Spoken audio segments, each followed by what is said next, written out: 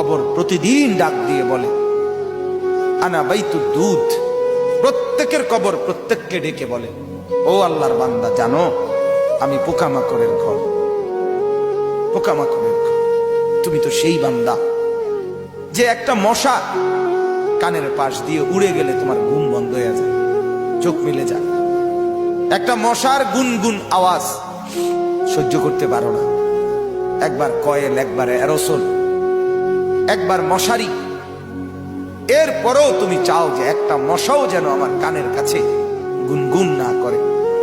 তো 5 ঘন্টার ঘুমের জন্য, 6 ঘন্টার ঘুমের জন্য বান্দা এই যত্ন নিলা, অনন্তকাল কিংবা বছরের পর বছর কবরের যে ঘুম দিবা, পড়ে থাকবা সেই ঘরে, পোকা মাকড়ের ঘর, সেই ঘরে তুমি ঘুমাইবা কেমনে, থাকবা? আমার বাপ, আমি থাকবো কিভাবে?